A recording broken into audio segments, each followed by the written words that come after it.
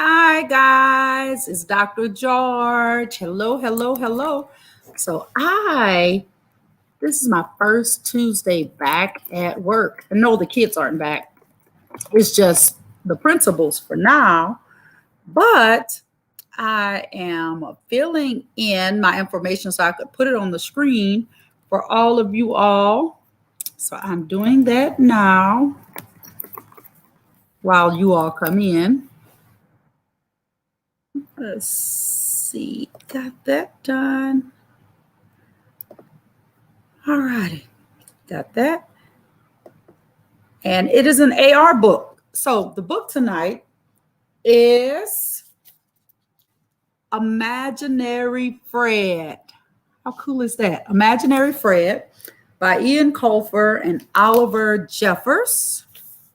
And let's see, it's the only book I'm going to read tonight because it's quite a lengthy book.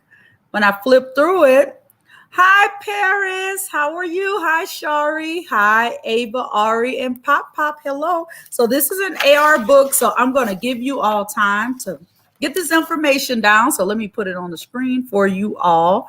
So the book tonight is right here. Book number 1 and the only book is Imaginary Fred. So while we're getting ready, can you guys tell me what imaginary means? Because parents or the kids, can you type that in? What does imaginary mean? What does that mean? Imaginary. What does that mean? Well, I'll type this information in for you.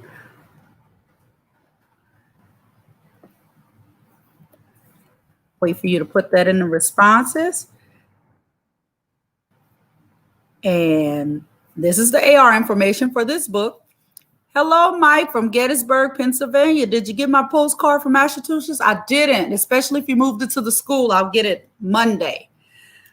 So thank you for sending me one, Mike. I appreciate that. So this is the information for Imaginary Fred.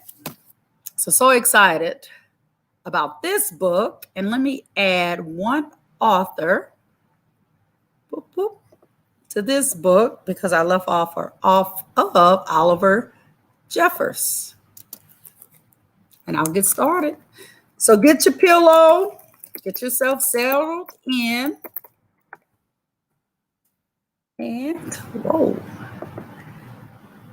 I'll put that at the bottom of the book and we'll get started. So let me go to my personal Facebook page so that I can see those of you that are following along there and be able to say hello to you guys as well. So let me get that. And I'll get started. And I have a comment. Oh, nope, I addressed all of the comments. So just bear with me. I am coming right along. All right, here we go. So sometimes Facebook will allow me to go right to the live, and then sometimes not so much. And this is a night. So if you're, there we go. I was going to say, so if you're listening from my personal page, but I have it. So here we go. Hi, Rolanda. Hi, Riley. Hi, Miss Jackson. Imaginary Fred by Ian Colfer and Oliver Jeffers. So here we go. Headaches are a pain. A bee sting hurts even more. But there is one thing that's worse than getting stung on the head by a bee on a rainy day, and that is loneliness. Being alone is no fun. The first 5 minutes are okay, but it's downhill from there. And if you're alone, you're alone. It's not as if you can wish a friend to life. Usually, this is true. You can wish and wish until your hair stands on end, but no imaginary friend will appear unless, I love the illustrations. The conditions are just right. And if you add a little electricity or luck or even magic, and then an imaginary friend might appear just when you need one. Here we go. My ring light's so bright. There we go. Page starts hard to see with these illustrations. There we go. That's a little better. Sweet dreams from Denton. Hi, hello, and welcome from Denton. An imaginary friend like Fred. Fred floated like a feather in the wind until a lonely little child wished for him. Fred was always happy to be summoned, and he tried really hard to be the best imaginary friend he could be. He dressed up, he dressed down. He played ball, he became a ball. I love the part where he's becoming a ball. Do you guys see that right there?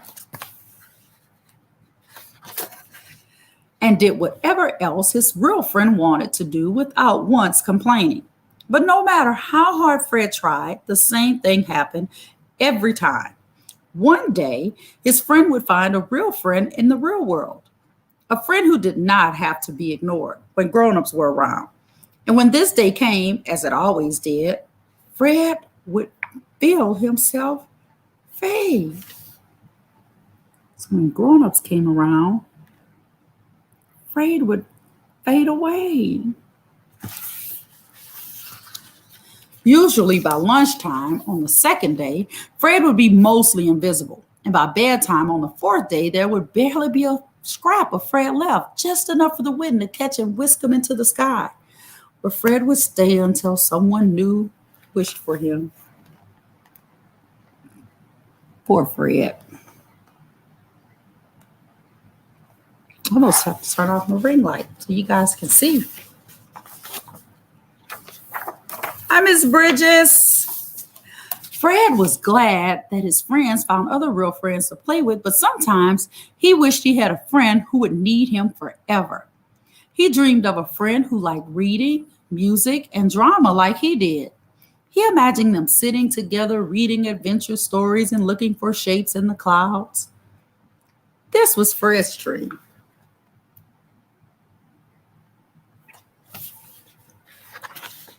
And one day, a lonely boy called Sam wished hard for a friend when the conditions were perfect. Fred appeared and soon realized that Sam was the friend he had been dreaming of. Look at that. Fred never had so much fun. Sam loved to read, just like Fred, and most upset if he didn't get through at least one book per day. When they weren't reading, Sam and Fred would try to understand how the toilet worked. They listened to music on Sam's dad's sound system, which he had 13 speakers, or they would write plays and act them out for Sam's parents. But even though every morning brought new delights, Fred couldn't help thinking that every evening brought them closer to the day when Sam wouldn't need him anymore. And that would be the saddest day of his imaginary life. So Fred decided that he would enjoy every single moment with Sam until that day came. Hi, Barry. Long time no see. Good evening from Ontario, Canada. Sarnaya. Welcome back, Barry. The two friends pretended to be French and studied mime. They made Japanese masks, practiced their classical instruments, and planned their own comic book. They called themselves the Dramatic Duo. Here they are. But one day, Sam came home late from a party, and Fred felt a nervous flutter in his imaginary tummy. Was this the beginning of the end? Was he headed back into the sky? Fred checked his arm and thought that maybe he had faded a little already. When Sam came home, he had the same excited look in his eyes. A look Fred had seen before. I made a new friend, Sam told him. She's a girl called Sammy, which is funny because I'm called Sam. She loves to read and has written and illustrated her own comic book series. Hi, Billy. You're going to love her, Fred. Fred thought he probably would love Sammy if he were able to stay around long enough to meet her. But don't worry, Sam said. Just because I met Sammy doesn't mean I don't need you. You're still my main man. In Fred's experience, there was only room in a heart for one best friend. I will always be your friend, Fred said. Just promise that you won't forget me. I promise, said Sam. And he meant it.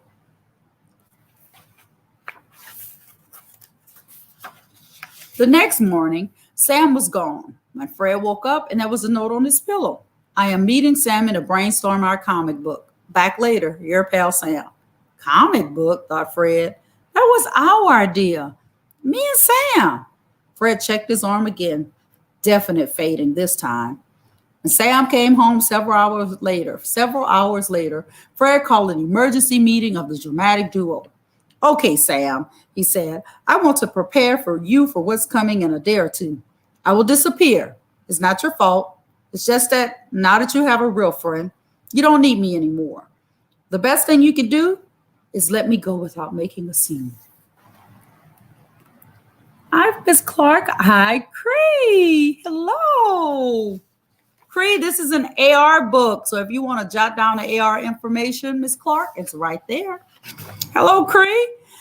Sam did make a scene. He swore he never let Fred go. But the next day, Sam left the house early again to meet with Sammy, and Fred was left behind. I can see through my hand now, thought Fred. When Sam returned home later that day, he brought Sammy with him. Sammy wore round glasses that made her eyes seem huge. She pulled a cello case behind her on a cart and carried an art bag so she could work on her comic book and whenever an idea struck. Sam introduced them. Sammy, meet Fred. Fred, meet Sammy. And look how he's fading away. Look at the bottom right here. Look how he's fading away. Oh, it makes me sad. You're welcome, Christian. This is a waste of time, thought Fred. Only people with an imaginary friend can see an imaginary friend. But Sammy stuck her hand out in exactly the right direction and said, pleased to meet you, Fred. Fred was surprised. He had never been visible to two people before. He shook Sammy's hand. I know you're worried I don't need you anymore, said Sam, but you're wrong. I need you more than ever. Why? Asked Fred. Why do you need me now? You've got Sammy. 2 reasons, said Sam. First, I never want to let you go. Fred thought he would cry. And that was only reason number 1. And reason number 2, he asked. Tell him, said Sammy, elbowing Sam the way friends do. Okay, said Sam. Remember, number 2 is that we need you to be in our quartet. Fred was confused. Quartet means 4. He said, there are only 3 of us. Aha, said Sam, like a great detective. That's where you're wrong. Yes, said Sammy, clapping his hands. You're wrong because there are 4 of us, but I only see 1, 2, 3. Sammy stepped to one side and Fred saw a small girl with a violin case and a smile that made him want to smile too. This is Frida, said Sammy. Hi, Fred, said Frida, waving her hand. Sam's told us all about you. I hope we can be friends. Sammy has an imaginary friend. Fred realized as he waved back, he noticed that his hand seemed absolutely solid. Not see-through at all. Frida sent her violin case on the floor and opened it. We need to practice, she said, or we'll never get to Carnegie Hall. Sammy rolled her eyes. Frida is so strict, she said to Fred, but you'll get used to it in a couple of years. So that's all 4 of them. 1, 2, 3, 4. Hi, Miss Lipinski. How are you? Fred did get used to it. He quite enjoyed being told what to do by Frida with her dazzling smile. The 4 friends spent all their spare time together, having violin battles, reading comic books, practicing plumbing, pretending to be French, and arguing over what they would call their quartet.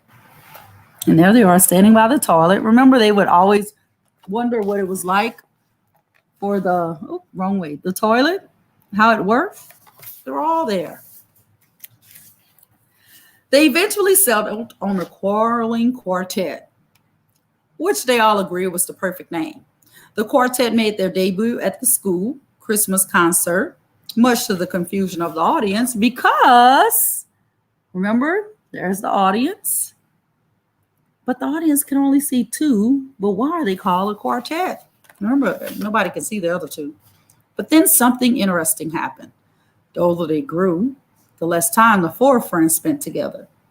Sam and Sammy, it seemed, preferred graphic novels to music, and they left the quartet to concentrate on their comic book series. So there's Sammy and Frida, Sam and Frida, and there's Sammy and Fred. Carnegie Hall was eventually played, not as a quartet, however, but as a duo. Again, much to the confusion of the audience, because look, that's the imaginary friends. People can't see them. Hello from Connecticut. Hello, Miss Carol. How are you? And this, dear friends, is the interesting thing that happened. Even though they didn't see their human friends much anymore, Fred and Frida did not begin to fade, nor get swept back up into the sky like they had so many times before. Instead, they stuck around being imaginary friends to each other. They became quite famous in the imaginary community, and a statue was commissioned to be erected in the sky above their imaginary house. So there they are. And there's the imaginary cloud. And this was the first case of its kind. Imaginary scientists spent years trying to figure out how it had happened. Eventually, they concluded that friendship is friendship. Imaginary or not, the same laws apply. So there's the imaginary scientist trying to figure it out. Hello, Kim, from around the corner in Houston. Yes, right around the corner. The statue should have disappeared every time a gust of wind came along, but it never did. And there's the imaginary statue. So if you stay with me through the whole book, I only read one book tonight, Imaginary Fred by Ian Colfer and Oliver Jiffers. The information is scrolling at the bottom. Permission granted by HarperCollins. AR quiz number 177438, book level 4.0, which means a fourth grader at the beginning of the year. And this book is worth a half of a point.